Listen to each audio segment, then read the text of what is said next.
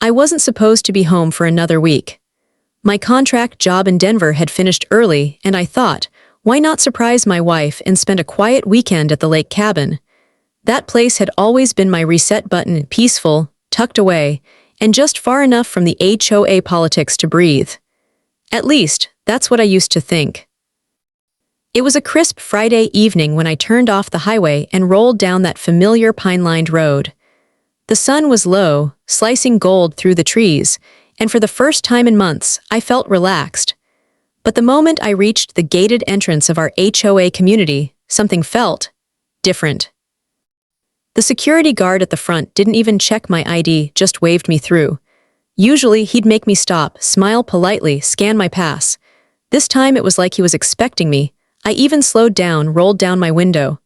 "Hey John, everything good?" I asked.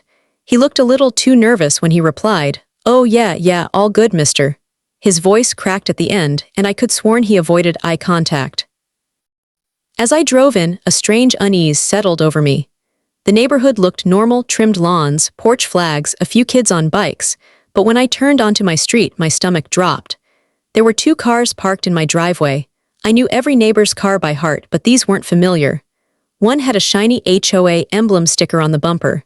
The other, a red SUV I recognized from somewhere. Then it hit me. I'd seen that same SUV parked outside the HOA president's house. Karen Mitchell.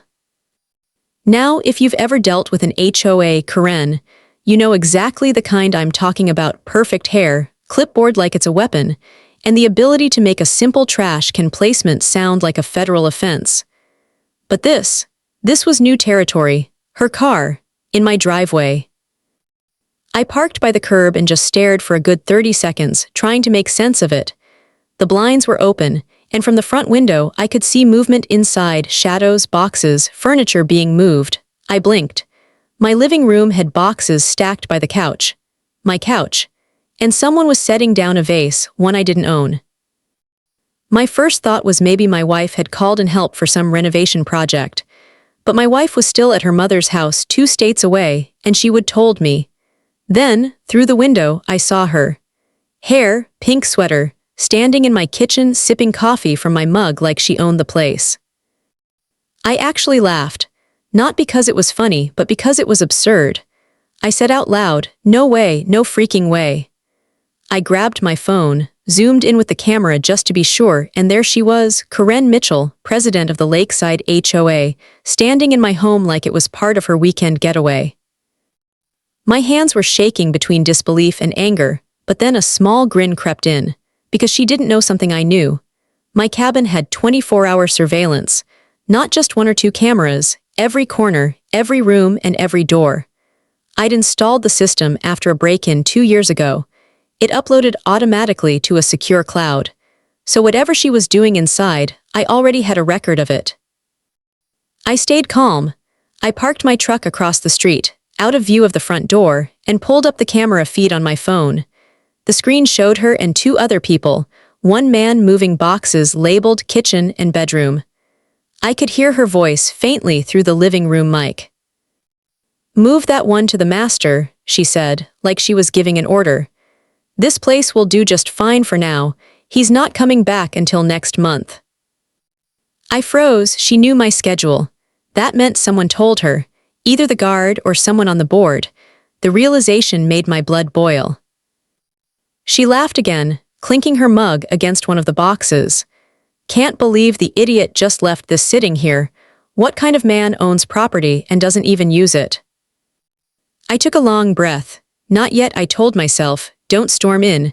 Let her dig her own hole. So I sat there for another 10 minutes, watching her give orders in my house like she was redecorating. Then, just for fun, I turned on the cabin's external speaker system. It's connected to the camera app. I whispered into the mic, "Nice place, huh, Karen?"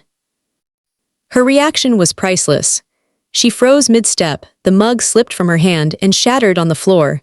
Her head whipped toward the camera, eyes wide, scanning every corner like a trapped raccoon. Then she bolted for her phone. Through the speaker, I heard her panicked voice. "This man's trespassing. Yes, right now he broke into my house. 214 Drive." My house, my address.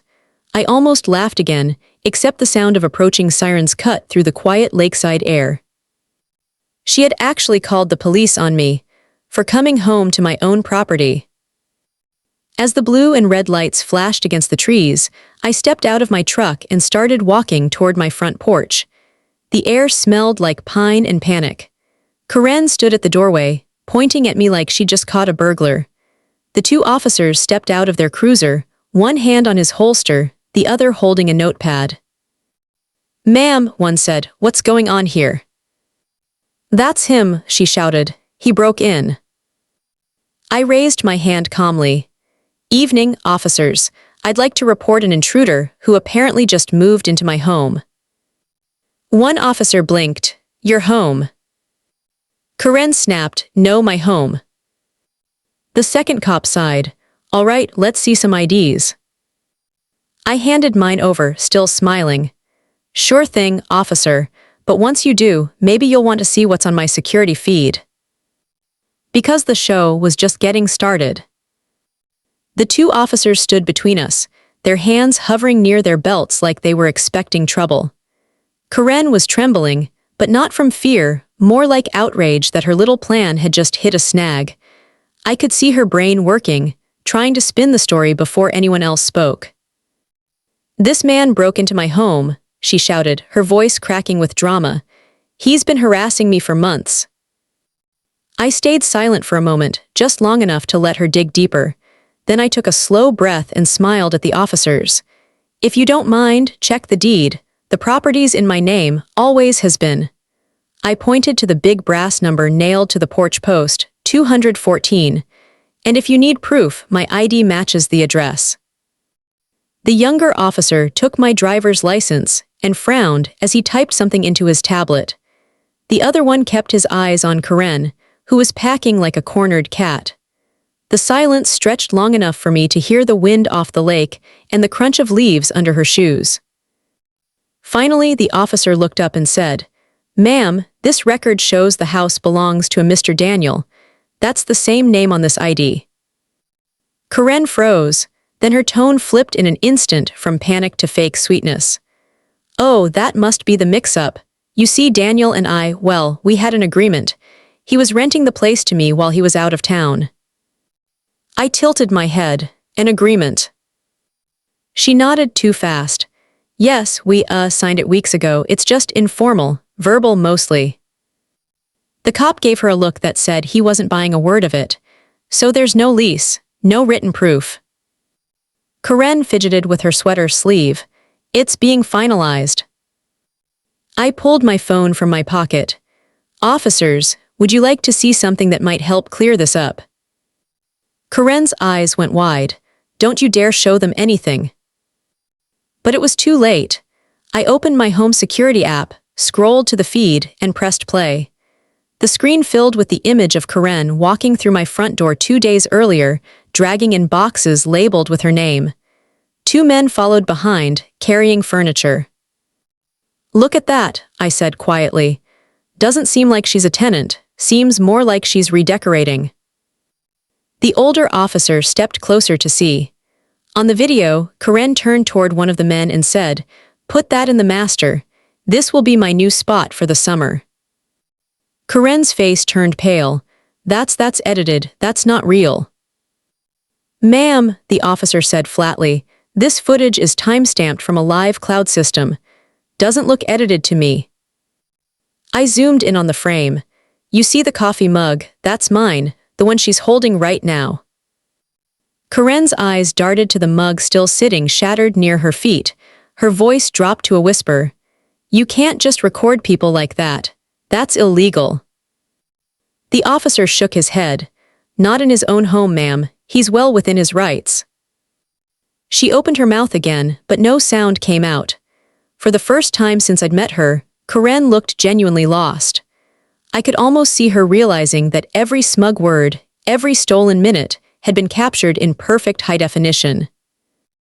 I didn't press it. I just stood there, watching her confidence peel away layer by layer. Then I said, "If you'd like, officer, I can show you what happened the night she changed the locks." Karen suddenly came to life. Wait, there's no need for that. I'll leave. I was just confused, all right. It was a misunderstanding. The younger cop stepped forward. Ma'am, you called us for trespassing. We can't just let it go. We need a report. Her voice went small. A report. Yes, he said. Including your statement, his statement, and whatever evidence he wants to provide. If there's a claim of unlawful entry or property damage, we'll need to document it. She glanced at me, desperate. Daniel, please, let's not make this ugly. I was just checking on your place. I thought maybe. You thought maybe you could move in, I said, and call the cops to make it official. The silence after that was heavy. Even the lake seemed to hold its breath. Finally, the older officer spoke. Ma'am, why don't you grab your things? We'll escort you off the property for now while we sort this out. Corinne's jaw tightened, but she didn't argue. She turned toward the door, muttering curses under her breath as she disappeared inside. While she packed, one of the officers turned to me. You mentioned she changed the locks. I nodded, and had a locksmith do it, said she was my sister. I've got that on camera too. He raised an eyebrow. That'll be interesting for the report. As Corinne came back out, her face blotchy and eyes wild, she pointed a shaking finger at me. You think you've won. You don't know who you're messing with. I shrugged, pretty sure it's the woman who just tried to steal my cabin. Her eyes narrowed. This isn't over. And in a strange way, I believed her. Because while she drove off behind the patrol car, my phone buzzed with another alert from the camera system, a notification for a clip I hadn't seen yet. It was from 3 nights ago. The thumbnail showed Corinne standing in my living room, but she wasn't alone. And the man beside her wasn't one of the movers. It was someone wearing a uniform, with the HOA security patch on the sleeve. I stared at the screen and felt a chill crawl down my back. This went deeper than I thought. And something told me I hadn't even seen the worst of it yet. That night, after the officers left and the house was finally quiet again, I sat on the porch steps with a cold beer in my hand and the soft hum of crickets in the background. The lake was still, dark, and calm, but my thoughts weren't. I kept replaying Corinne's words, this isn't over, and something about the way she said it made my stomach twist. It wasn't just pride. It was confidence. Like she knew something I didn't. The camera notification from earlier was still flashing on my phone. I took a long breath and opened it. The clip began with Corinne stepping into the cabin after dark, her hair tied up, wearing the same pink sweater. She glanced over her shoulder before closing the door behind her. Then a man followed, mid-40s, stocky, wearing a dark HOA security uniform. I recognized him. That was Greg, the part-time security contractor Corinne had brought in last summer when she claimed the neighborhood needed extra enforcement. The two of them walked straight into my living room. She looked nervous at first, but then she smiled at him and gestured toward the couch. He set down a duffel bag and said, "Are you sure no one's gonna notice?" Corinne waved a hand. "He's out of state, won't be back for weeks. I checked his schedule myself." My jaw tightened. How did she even know my schedule? Then I remembered. The HOA database had my travel dates listed for mail hold purposes. She must have accessed it. Greg sat down and said, "You really think you can pull this off?" Corinne chuckled, low and smug. "Once the paperwork's lost, it's mine. He'll have no proof. The board will side with me, they always do." I felt my pulse quicken. Paperwork? What paperwork? I rewound the clip and listened again. She was talking about property records. Somewhere in her scheme, she had planned to lose something, maybe HOA transfer documents, maybe the deed copies they kept on file. Whatever it was, she'd been planning this for a while. I watched as she walked over to the fireplace and opened a folder. Inside were several forms stamped with the HOA logo. She took one out, showed it to Greg, and said, "See, he's overdue on landscaping fees and dock maintenance. That's violation enough to claim forfeiture under HOA Bylaw 9. Greg raised an eyebrow. Forfeiture, You can't just take someone's property because they didn't mow the lawn. Karen smiled. You'd be surprised what people believe when it's printed on official letterhead. I paused the footage there. I'd heard enough to know this wasn't just trespassing, it was fraud. And the worst part, she had inside help. I spent the next hour combing through other clips from the past month. It was like unraveling a spider's web. Karen had been entering the cabin regularly, sometimes alone, sometimes with Greg. Once, she even held what looked like a board meeting in my kitchen, with coffee cups lined up on the counter and 2 other HOA members nodding along as she talked about repurposing unused properties for community projects. I leaned back in my chair, exhaling slowly. She'd been turning my home into her headquarters.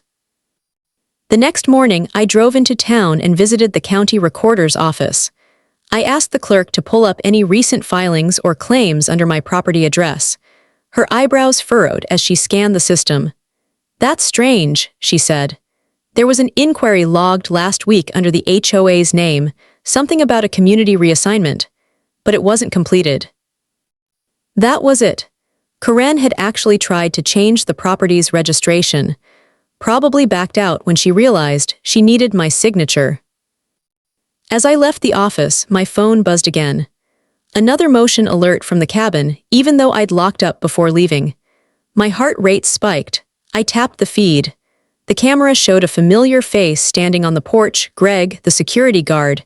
He was packing, talking on his phone. Yeah, she said it's handled, he was saying. But the cops showed up last night. I don't like this. If he releases the footage, we're screwed. He stopped suddenly and looked straight at the camera. I don't know if he realized it was live, but his next words chilled me. She said the files are in the folder under the HOA office desk. Just grab them before the audit. Then he left.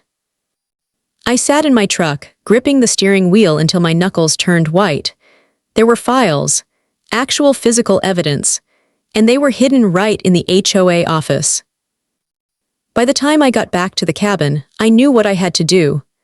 I downloaded every clip, labeled each with a timestamp, and backed them up on a separate drive. Then I emailed copies to myself, the county investigator, and even the HOA's vice president, someone I knew Karen didn't get along with. I wasn't going to play defense anymore. That evening, I got a text from an unknown number. It read, "You shouldn't have opened those files. This isn't your fight anymore. Walk away while you can." No name, no signature, just a warning. I sat in silence for a long time, staring at the screen as the reflection of the lake shimmered through the window. Karen wasn't just trying to move in. She was covering something bigger, something the cameras had only started to uncover. And the deeper I looked, the more I realized this wasn't just an HOA dispute, it was a war. The next morning, I woke up with one goal in mind: find out exactly how Karen got into my cabin in the first place. The locks had been changed, the alarm system reset, and she'd been walking around like she owned the place. That meant she hadn't broken in, she'd been let in, by someone. I started by checking the front porch camera again, rewinding a week before I first saw her there. It was a clear Saturday morning. The footage showed a white van pulling into my driveway, a locksmith service from town. The driver got out, toolbox in hand. Then Karen appeared on screen, smiling like it was just another day in paradise. The video had audio, faint but clear. "Morning," the locksmith said. "You the homeowner?" "Sure am," Karen replied. Her tone was warm, casual. She even handed him a laminated ID. "Daniel's my brother. He lost his keys again, typical him. Asked me to change the locks while he's away." The man hesitated. "You got paperwork for that?" "Of course," she said, flashing a folded document. The camera caught a glimpse, my name, the cabin address, and a fake signature that almost looked like mine. Almost. He shrugged and went to work. I paused the video, staring at her frozen image. That's how she'd done it. A fake ID, a forged note, and confidence strong enough to fool anyone who questioned her. That's what made people like Karen dangerous. She didn't break rules. She bent them until they snapped. I saved the footage, labeled it, and decided to visit the locksmith shop in person. It was a small place off Main Street, run by a guy named who'd been around for years. When I walked in, the bell above the door jingled, and he looked up from his workbench. "Morning," he said, wiping his hands. "What can I do for you?" I showed him a screenshot of the video. "Recognize her?" He squinted. "That's the lady from the HOA, right? She had the paperwork, said she was replacing locks for her brother." "That brother would be me," I said, "and she's not related to me in any way." His expression fell. "You're kidding." "Wish I was. Don't worry, you're not in trouble. But I need the invoice for that visit." He turned pale but nodded. "Yeah, I've still got it in the system." He pulled up a file on his computer and printed it out. I looked it over. The signature on it was a near-perfect copy of mine, down to the loop in the L. I thanked him, took the paper, and headed straight to the sheriff's office. The deputy who met me recognized me from the incident 2 nights ago. "You again," he said with a tired smile. "More Karen trouble." "Got proof of how she broke in," I said, placing the printout on his desk. "Forgery, impersonation, and a locksmith who didn't know he was helping a criminal." He studied the document, his eyebrows rising. "Well, she's definitely upped her game. You mind if we keep this?" "Not at all," I said, "and there's more." I handed him my phone, open to the footage. She used HOA paperwork forms with community seals. I don't know if she made them herself or if someone else on the board helped. He leaned back in his chair, frowning. So she had access to official templates. "Looks like it." He tapped his pen against the desk, thinking, "All right, mister, here what we'll do. We'll open an investigation into fraudulent documentation and property interference. But keep in mind these HOA types, they've got friends in small offices around here. Don't say a word to her, don't post about it online. Let us handle it." I nodded, but deep down, I knew I couldn't just sit and wait. When I got home, I pulled up the rest of the footage. There was one more clip, dated the same day as the locksmith visit. Karen was standing outside, talking on her phone. Her voice was sharp, irritated. "I don't care what he said," she snapped. "Just make sure the board signs it before the audit. Once it's stamped, it's official."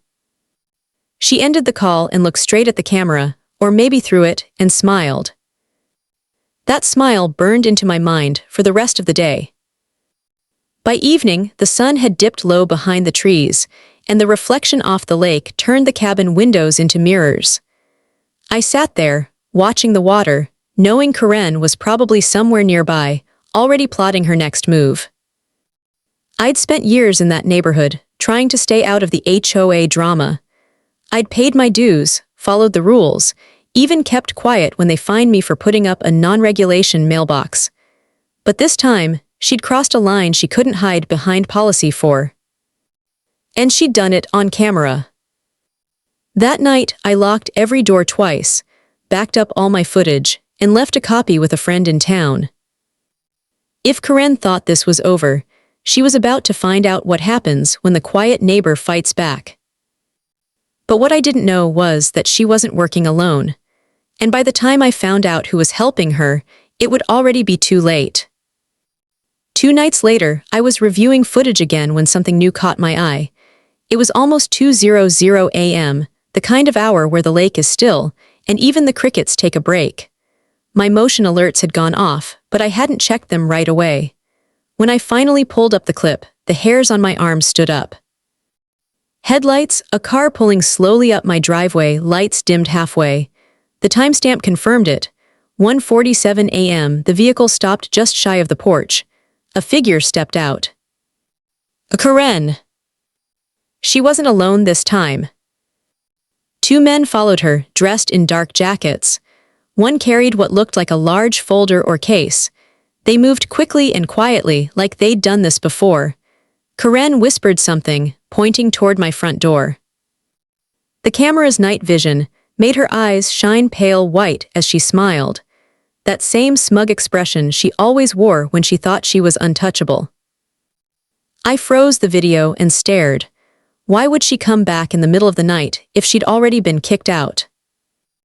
I pressed play again. One of the men knelt near my door, fiddling with something, maybe checking for the new locks. The other pulled out a flashlight and scanned the porch, taking pictures. Karen stood back, holding her phone up, probably recording something for her documentation. Then, the sound that made my chest tighten, a loud thud, followed by a muffled curse. The man at the door had set off the hidden latch alarm I'd installed the day after her last stunt. A siren blared from inside, lights flickered on, and the three of them panicked. Karen stumbled down the steps, waving her hands. "Go, go, go," she yelled, but the camera caught every second. The men scrambled into the car, and as they reversed out, Karen turned and shouted something that barely came through the audio. "You'll regret this, Daniel." Then they were gone, their taillights disappearing down the road. I sat there staring at the frozen frame. Regret? What exactly did she think I'd done to her? By sunrise, I was on the phone with the sheriff again. He sounded less patient this time. "Mister, we already filed a report. You saying she came back?" "I've got footage," I said. "With two men, they tried to open the door." There was a pause. "Send me the file," he said, his tone tightening. "We'll take a look." I did send him the full clip and waited. By noon, he called back. "Got your footage," he said. "We ran the license plate. Cars registered to a company called Meadowgate Properties. Ring a bell." The name did sound familiar, then it hit me. Meadowgate was the management firm that handled the HOA paperwork. Karen had mentioned them once during a meeting, boasting how close she was with their board. "So what's the connection?" I asked. "Working on it," he said. "But looks like she's been using HOA resources for personal business. That's fraud if we can prove it." I thanked him and hung up, though my stomach was still tight. The idea that she had company access meant this wasn't just about my cabin anymore. She was pulling strings from the inside. That evening, I drove around the neighborhood. Her car was parked outside her house, same as always. But there was a new addition, a small "for sale" sign stuck near her yard. Except it wasn't for her house. It was for mine. It had my address printed on it. My cabin, my property. I pulled over, stepped out, and stared at it for a full minute. It looked official: HOA seal, lot number, contact info for Meadowgate Properties. That's when Karen appeared on her porch, coffee mug in hand, like this was all part of her morning routine. "Beautiful morning, isn't it?" she said, smiling. I pointed to the sign. "What the hell is this?" "Oh, that," she said sweetly. "It's just an internal listing. The HOA board's been discussing repurposing certain lots to improve the community's image. Yours came up in the meeting." I laughed, but it wasn't out of humor. You can't sell something that doesn't belong to you. She shrugged. "Well, technically, your property still falls under HOA jurisdiction. You'd be surprised what we can authorize when they're community interest." I took a step closer. "You've crossed the line, Karen." Her eyes narrowed just slightly. "You already made that clear when you called the sheriff. Let's just hope the next inspection goes smoothly, him." And with that, she turned and went inside. I yanked the sign out of the ground, tossed it in my truck bed, and drove straight home. My hands were shaking. This wasn't just harassment, she was trying to take my land. That night, I checked the cameras again. Nothing new, just the quiet reflection of moonlight on the lake. But deep inside, I knew this wasn't over. Karen wasn't acting alone. And whatever Meadowgate's part was in this, I was going to find out. Because if she thought she could rewrite ownership with a fake signature and a seal, she hadn't seen what I was willing to do when someone tried to steal my home. By the next week, the situation had gone from bizarre to straight-up criminal. The sheriff hadn't called back, Meadowgate wasn't answering emails, and Karen was acting like nothing had happened. I tried to go about my normal routine, fixing the dock, cleaning the gutters, just living life at the lake. But one morning, when I checked my mailbox, I found a thick envelope stamped HOA, immediate attention required. Inside were 3 letters, all dated within the past week. The first was a notice of violation claiming I'd made unauthorized structural modifications to my property. The second was a community dues demand for almost $6,000. And the third, the one that made my blood run cold, was a pre-lien warning. It said that if I didn't pay the fees and correct the violations within 10 days, the HOA could place a lien on my cabin. My cabin. I called the number listed on the letter, pretending to be confused. A woman answered, polite but detached. Meadowgate Properties, this is. Hi, I said, keeping my tone even. I'm calling about some paperwork sent to my address, Cabin 14. I think there's been a mistake. She typed something in the background. Daniel, correct. Oh, that's me. She hesitated. It says here your property is under pending lien review due to unpaid association dues and an unapproved renovation. What renovation? I asked. The interior remodel, completed in early June. I let out a humorless laugh. I wasn't even home in June, and no one's touched that place except me. There was silence on the other end. Would you like to speak with the HOA president regarding the dispute? Oh, you mean Karen, I said. Yeah, sure, put her on. Her voice tightened. I'm sorry, Mrs. isn't available at the moment. Of course not. When I hung up, I went straight to my computer. I pulled up the county records and searched my property. And there, it was, a preliminary filing notice from Meadowgate Properties, listing a lien amount of $6,042, signed digitally by HOA President Karen. That was it. She wasn't bluffing anymore. I spent the rest of that day digging into HOA bylaws, county lien procedures, and property codes. I learned more legal jargon in 6 hours than I had in my entire life. And the deeper I went, the clearer it became, Karen wasn't just trying to harass me. She was trying to steal the cabin through procedural fraud. HOAs had loopholes. If they placed a lien and the homeowner didn't respond in time, they could take the property to arbitration or even foreclosure. It rarely happened, unless someone was stupid enough not to fight back. Karen must thought I was that stupid. That night, I called my friend Mike, a contractor who'd done work for the HOA years ago before quitting over creative accounting. You sure you want to mess with them, man? He said. Karen's got people in the county office. I don't want to mess with them, I said. I want to expose them. Mike was quiet for a moment. All right, you didn't hear this from me, but their accountant keeps digital backups of everything, invoices, signatures, payment histories. If she forged anything, it's on that drive. Where's the accountant? I asked. He chuckled. Lives 2 streets down from you. Drives a red, nice lady, but she doesn't like getting in the middle of things. By morning, I was parked outside her house. I didn't knock right away. I didn't want to scare her off. But when she came out to water her plants, I approached carefully. Hi there, I said. I'm Daniel. I think you handle the HOA financials. Her eyes darted nervously. Oh, I used to. I'm just consulting now. I need your help, I said quietly.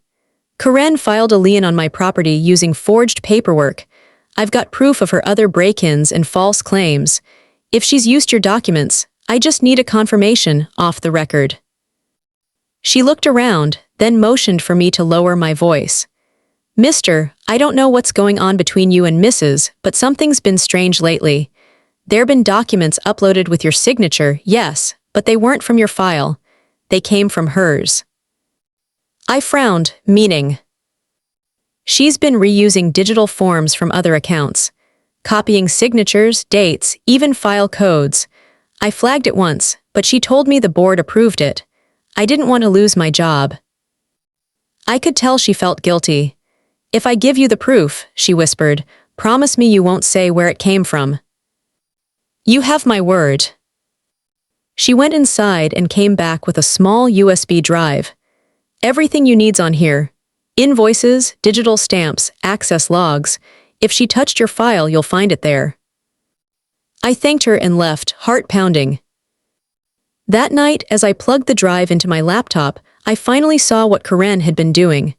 File after file, fake payments, altered PDFs, even fabricated meeting minutes.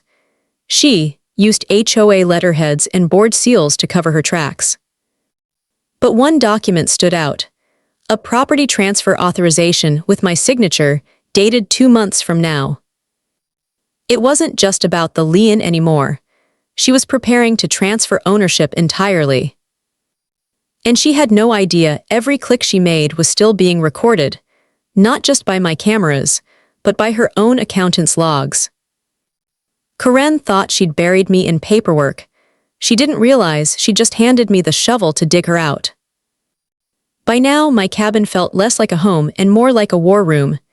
Every screen in the living room was filled with evidence. Karen's forged documents, time-stamped video clips, Meadowgate transaction logs. I hadn't slept properly in 3 days. The deeper I dug, the uglier it got. Karen had been filing fake maintenance expenses under my name, using HOA funds to reimburse herself. She'd even listed several properties as under review, cabins and homes belonging to other residents who'd quietly moved out over the past year. I started to realize I wasn't her only target. She was flipping homes, illegally, using HOA paperwork to seize control, then selling them through Meadowgate's private listings. The for sale sign she put in front of my cabin wasn't a bluff. It was her standard move. By noon that day, I knew what I had to do. I wasn't going to wait for the sheriff anymore. I was going to set a trap and make sure Karen walked right into it. I called the accountant, kept my voice calm. "Hey, it's Daniel. One last thing, is there any chance you can forward me the HOA's next scheduled board meeting notice?" She hesitated. "It's tomorrow night, closed session. They're meeting at the clubhouse to finalize next quarter's reports." "Perfect," I said. "Just don't mention I asked." That evening, I spent hours editing together a clean, chronological reel, all the video clips, audio snippets, digital documents, and forged files lined up perfectly.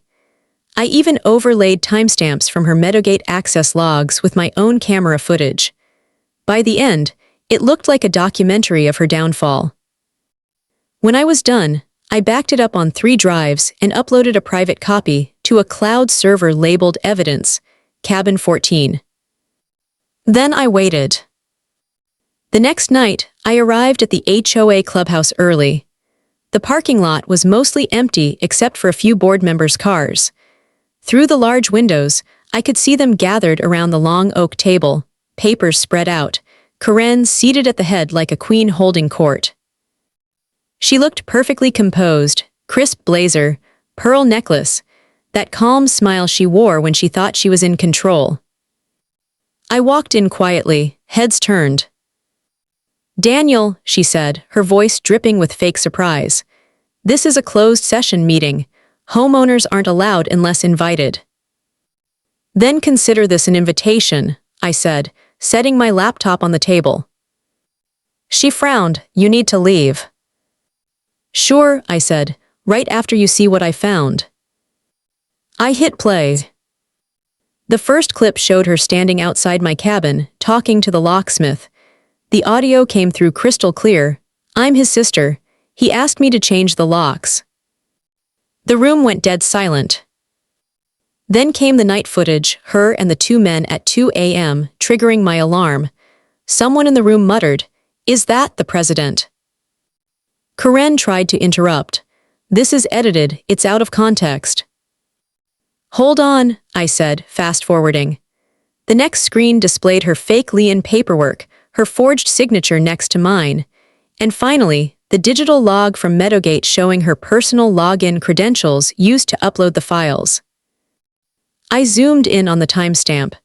"You uploaded this at 9:42 a.m. on September 14th from your HOA account. That's the same morning you called the locksmith." She stood face flushed. "That's a lie, anyone could use my login." I smirked. "Really? Then why does the Meadowgate server log show your phone's IP address? One of the board members leaned forward. Karen, is that true? She hesitated, her mouth opening but no words coming out. I let the final piece play, a recorded voicemail she'd accidentally left when she pocket-dialed the accountant. Her voice was clear. Once the lien's processed, Meadowgate gets the first claim. Tell to delete the old files before anyone notices. When the audio ended, no one spoke for several seconds. Then the treasurer, a gray-haired man named, pushed his chair back slowly. Karen, he said, you told us those homes were abandoned. You said everything was legal. Karen's calm cracked. I did what was best for this community. Those cabins were falling apart. We were improving the neighborhood's value. Shook his head, by forging documents and stealing property. Before she could answer, a familiar voice came from the doorway. That's enough. It was Deputy, the same officer who'd brushed off my first complaint. Only now, he wasn't alone, 2 county investigators followed behind him. Mrs., he said, stepping forward, we've reviewed the evidence Mr. provided. You're under investigation for forgery, property fraud, and misappropriation of HOA funds. Karen's face drained of color. You can't do this. You don't have the authority. He held up a warrant. We do now. She tried to snatch her phone off the table, but one of the deputies gently stopped her. As they led her out, she turned back to me, eyes blazing. This isn't over, she hissed. You think you won, but you just made enemies you don't even know about. Maybe she meant Meadowgate. Maybe she meant something else.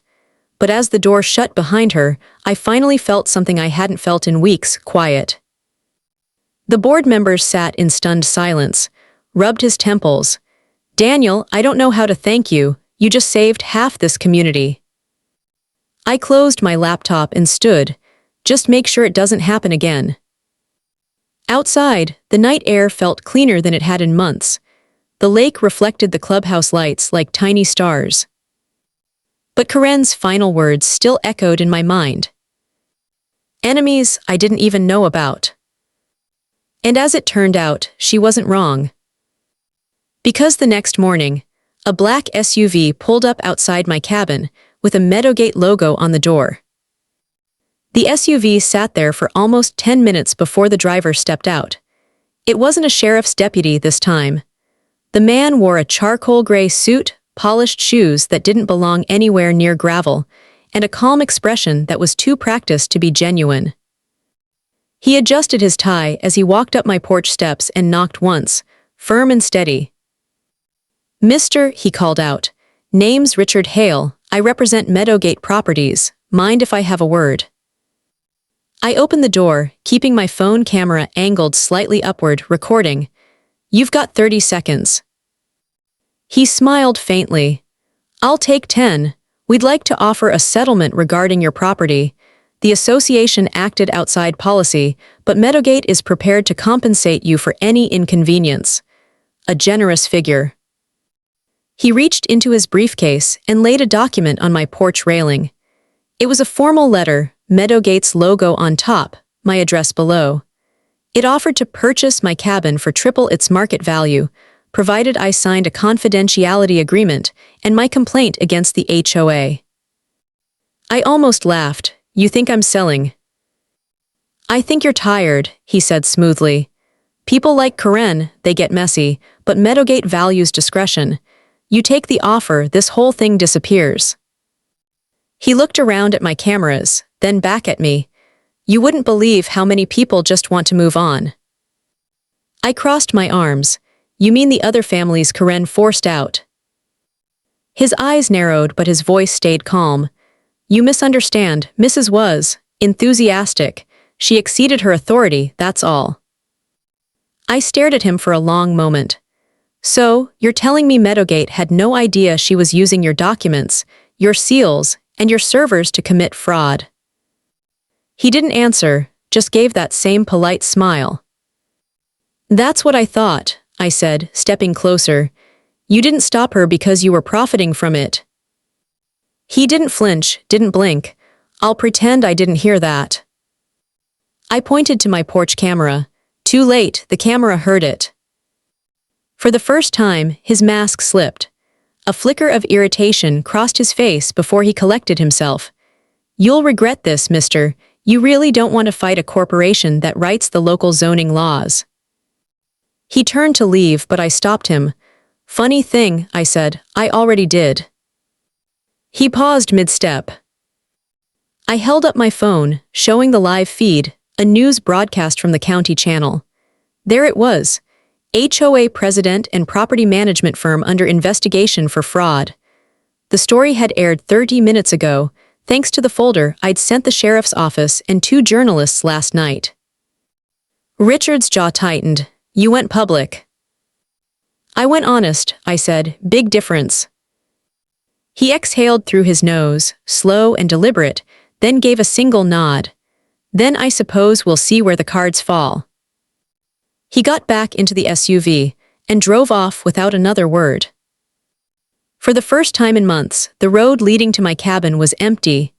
No HOA patrols, no suspicious cars parked nearby, just quiet, the kind I'd missed since all this started. Over the next few weeks, everything unraveled for Karen's empire. The county froze Meadowgate's accounts. The board resigned in disgrace. Karen herself was charged with multiple counts of forgery, fraud, and conspiracy. I even heard she tried to blame Meadowgate, claiming she was just following orders. Maybe she was, but the cameras didn't lie. Neighbors who'd moved out slowly began to return, relieved that the madness was over. They thanked me, some even brought pie, others just offered a handshake. I wasn't used to the attention, but I appreciated it. One afternoon, as I was repairing the dock, the former HOA treasurer stopped by. You know, he said, watching the sunlight ripple over the lake, you did more than save your property.